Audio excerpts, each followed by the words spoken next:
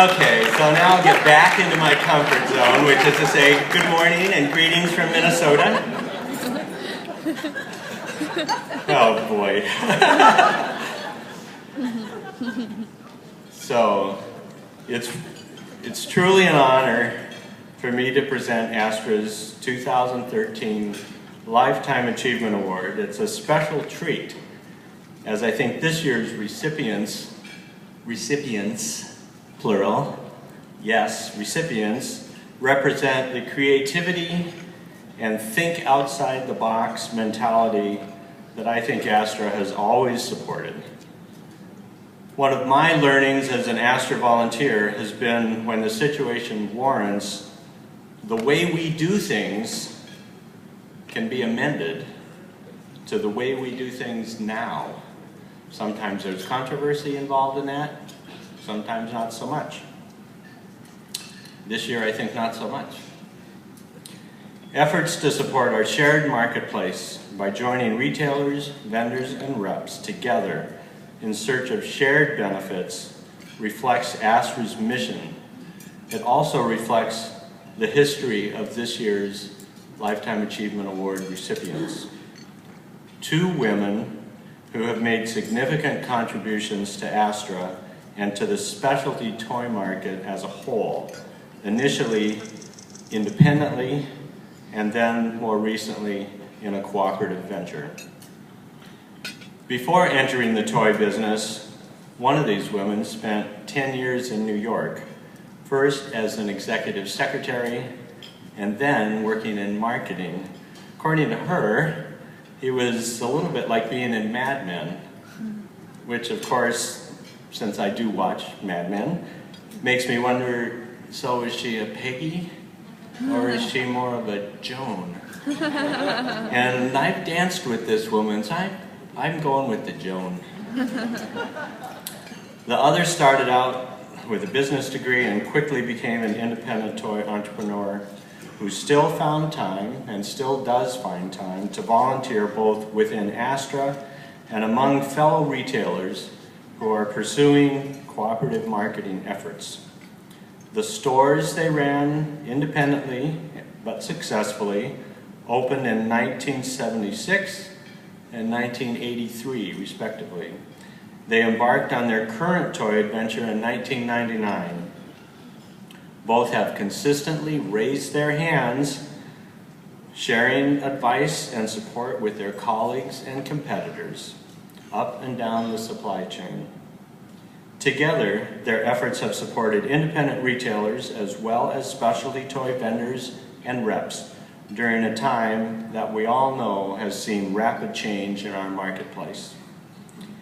In choosing to name both of them as recipients of ASTRA's Lifetime Achievement Award, we acknowledge them each individually as amazingly hardworking, creative, and generous people, while recognizing the work they have done and continue to do together. So it's with a smile and great pleasure that I would encourage you to just leave your clickers on the table, but get your hands ready and be ready to jump up and welcome two women I personally view as grandes dames, or great ladies of the toy industry.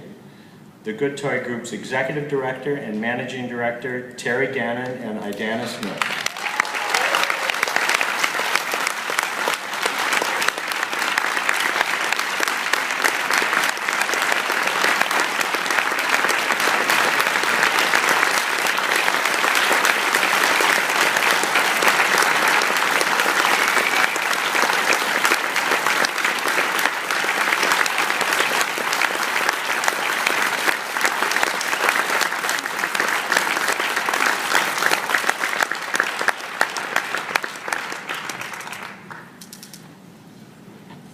Thank you, Jamie. I'm not sure that I resemble either of these two girls, but it does bring back a lot of memories.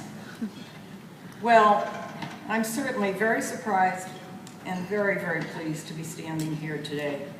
This is a special, special award, and I shall cherish it. Let me give you a glimpse of the history, my history, in the toy industry. At Christmas time, 1975, I started to look for a dollhouse for my daughter, Julie Gannon Ritchie, whom many of you here know. We lived in a small sea-town coast of 5,000 people, an hour south of Boston, an hour north of Providence. I finally found a stationery store in Providence. They had a handful of homemade dollhouses and a few other toys on their lower floor. Madame Alexander dolls, interesting games, and some small trucks. There was no dollhouse furniture there, so we went to Boston and finally found some. After the holidays were over, I suggested to my husband that perhaps I should open a toy store. He looked at me with utter disbelief and he said, "Have you ever been in retail?" And I said, "No, but how hard can that be?" I think I was a little naive. Well, I opened my 900 square foot store in the spring of 1976. That eventually grew to 3 stores. Anyway, I went to New York with the ink hardly dry on my business cards. Toy Fair in those days consisted of 2 large, male-dominated, cigar smoke-infested buildings on 18th Street and Broadway. And actually, as my daughter reminded you, you couldn't even get into some of the showrooms. They didn't want to see you, which I thought was interesting. In addition, there were exhibits in the various hotel ballrooms throughout the city. But remember, no Javits Center, no telephones. We only had, the telephone booths, so there was no communication. And it was really a whole week of Toy Fair, full week of Toy Fair. My store, the Toy Box, was located about a half a block from the elementary school. And once we became established with the parents, we often had children who stopped in after school just to see what was new, to shop, to play games, and play with their toys. Most of these children and parents had never ever seen many of the items we carried. Lots of games, wonderful small metal soldiers from the Civil War, the Revolutionary War, and other wars, beautiful wooden blocks especially, and who of course ever heard of wooden trains? When our Brio trains arrived, there was such excitement to think that a child could actually build track and push the train around. I mean, unheard of. I love the interaction we were able to have with the local children. They would come in with their saved money, and we'd help them count it out. We'd help them shop. They'd count out their money, and if they were a bit short, we would write out an IOU, and we'd give 1 copy to them to take home, and 1 copy went into our cash drawer. No cash register then either, by the way. We occasionally caught a child stealing, and when that happened, we'd bring them into the store or into the office and sit down and chat about it, and then say, if this is fine, and we won't say anything about it, but if it happens again, we're going to call you parents. And that seemed to solve the problem pretty well. I was asked by a local school to give a talk about running a toy store, so I chose the 4th grade as a good age group for comprehension. I decided to use Brio trains as my basic subject of buying the product, starting with cutting down the trees in Sweden, and then finally having it all arrive in my store and the costs involved each step of the way. They couldn't understand why I had to create a retail price. So when we got to the heat, then I got to the heat, the electricity, the salary, the rent, and so forth, and I think they finally got the picture. Through all these years, I really wasn't as much profit-oriented as I was just thrilled to be able to bring all these great toys to the children of my community and have such a wonderful interaction with them, and it was really a lot of fun.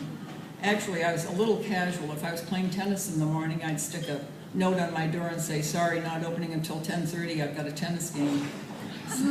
But I like to feel that this was just as special for them as it was for me. Then along came ASTRA in 1992, and another whole world opened up. Their annual convention brought together toy people, retailers, vendors, and reps, and my isolation as a toy store owner ended. There were wonderful seminars, workshops, networking, and year after year, we could see ASTRA grow, and we were able to grow with it. Early on, ASTRA was able to draw in people like myself to discuss, think, and envision what the industry could become. In 1999, several of us realized we needed a holiday catalog, and due to our contacts through ASTRA, we were able to pull together 21 stores for an initial meeting. Because of the standards set by ASTRA, we had a firm idea of what cooperation between the stores meant, and the pattern was set for us to create a catalog company called the Good Toy Group. Starting the Good Toy Group was hard work. No, that's wrong. It was very hard work. A lot of time, a lot of energy. But because of the ASTRA model, we could envision starting a new business supporting independence, and so we took on the challenge. We had a working board of directors, all fiercely independent, and we had to bring them together and make sure that they could see a shared vision for the future that was beneficial to the member stores, the industry, and the association. And then they in turn had to go forth and work on getting stores to join us and the vendors to believe in us. Each of us had an area of responsibility when we first started, and Idanna became the board chairperson. I believe Idanna's original job was in charge of trucking. Not too interesting, but that still makes me smile. Since I was retired, I took on the job of setting up the company, pretty much all the systems. On the other hand, without Idanna's vision, the Good Toy Group would not be where it is today. Probably the most important decision that we made was to become a member-owned organization. As a result, we have a board of directors and a product committee and a new game committee, all member stores. We have never swayed away from our original mission statement. That is, to unite the finest independent toy stores in America in a cooperative venture to market creative, culturally sensitive, constructive playthings that promote happy, healthy childhoods. Every time one of our catalogs goes into the hands of a child, we feel that we are remaining very true to that mission statement. Through this journey, I've formed some wonderful friendships, but most especially with Idanna. We have really grown this group together. We have become very close friends, and it has been a great experience. Thank you, ASTRA, for this wonderful tribute.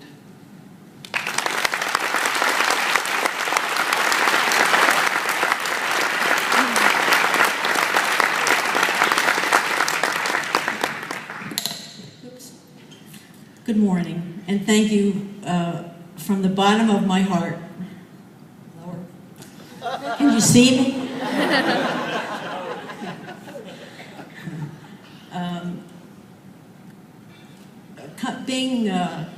Living in the Boston area, we have recently, since the bombing happened in Boston, talked about the people who are survivors from that attack as heroes. And this morning I was thinking, heroes are people who enlighten your path and guide you on your path. And I have two heroes, my husband and Terry. She is a hero to me. So I thought when I got this and I had to think about standing up and talking to you, I thought, well, I've worked for the last 13 years in words and images. And I thought, I know what I'll do. I'll use words, and I'll ask you to use your own imagination for what those words might mean to you. And so I thought, well, then I've got to get very organized, and I'll make a spreadsheet, and I'll make sure I have A to Z.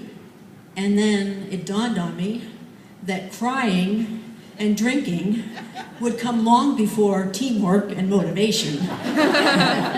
And we have done the crying and the drinking, so I thought, I don't think that's going to work.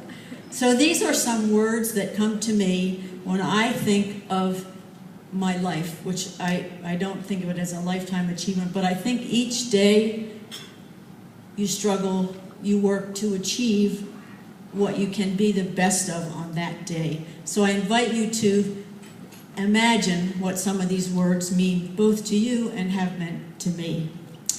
Family, friends, children, success, failure, imagination, inspiration, creativity, laughter, laughing until you cry, laughing until you have to go to the bathroom, asking someone to stop laughing because you can't laugh any harder, conflict, hard work, compromise, collaborating with people, enthusiasm, passion, children, children, children, education, ASTRA.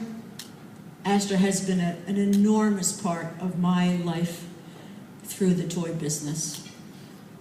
So many wonderful people, a journey, a path, failure, and I say that twice and even 3 times because I have failed at things. We do fail every day, but we get up and start again, and it's that determination. It's the people that you work with, friends, generosity, integrity, connecting, sometimes disconnecting, images, thankfulness, and one other word. My granddaughter and I have a story that we share at bedtime, and I won't tell you the whole story, although it's pretty terrific, and I made it up. But when we get to the best part, and I'm telling the story, she'll say, "Grandma, don't forget the legs." I go, "Okay." Now we're laying in bed, and then she does this. And my part is to go, and this is how I feel about this whole thing. Ready? Wowzer! That is how I feel about every single one of you in the room. Thank you very, very much.